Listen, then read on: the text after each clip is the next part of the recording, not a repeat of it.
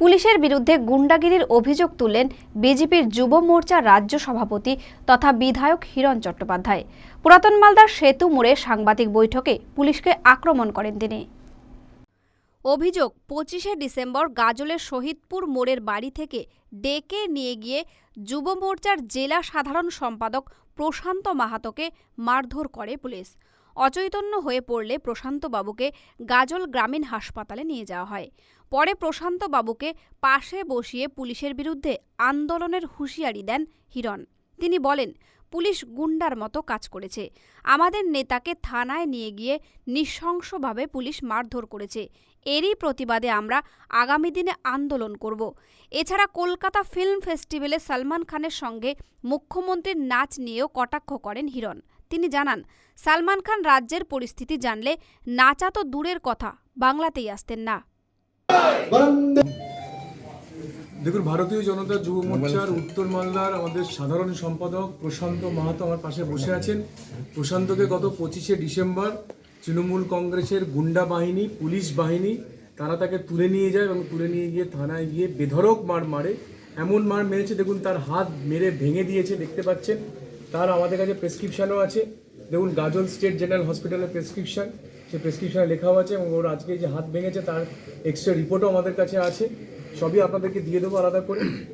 এবং এই যে ভয়ঙ্কর এক অমানবিক অত্যাচার, ওর যে ছবিগুলো আছে যেগুলো আপনারা দেখলে আপনাদের গা শিউরে উঠবে।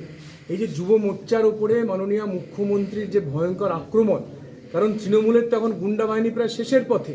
তৃণমূলের এখন একমাত্র গুন্ডা বাহিনী রয়েছে পুলিশ বাহিনী। উর্দি পড়ে পুলিশ বাহিনী গুন্ডাগিরি করছে এবং সেই গুন্ডাগিরির সবচাইতে বড় নিদর্শন প্রশান্ত। আপনারা আগেও দেখেছেন যে কীভাবে কল্যাণীতে আমাদের যুব মোর্চার ছেলেকে গলা কেটে দিয়েছিল। আপনারা দেখেছেন যে ইসলামপুরে আমাদের যুব মোর্চার ছেলেকে গুলি করেছে সামনে।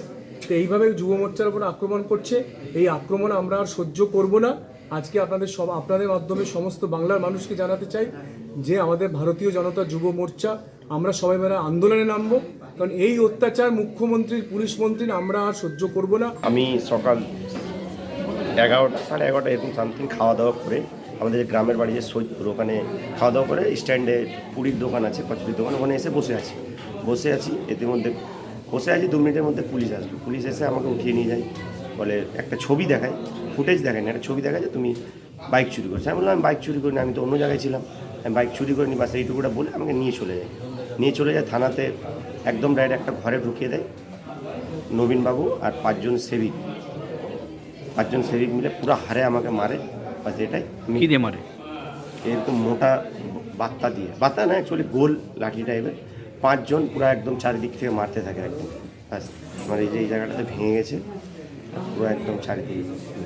তোমাকে ওরা কি চোর অপবাদ দিয়েছে? হ্যাঁ, চোর অপবাদ দিয়েছে, কিন্তু আমি চুরি করিনি। পরের দিন আমাকে ছেড়ে দেয়। কি অপবাদ দিয়েছিল? কিসের চোর? বাইক চোর। এমনি তুমি কি করো? আমি কৃষিকাজ করি, বাড়ির বাবা মা কৃষিকাজের সাথে যুক্ত আছে। মালদা টুডে।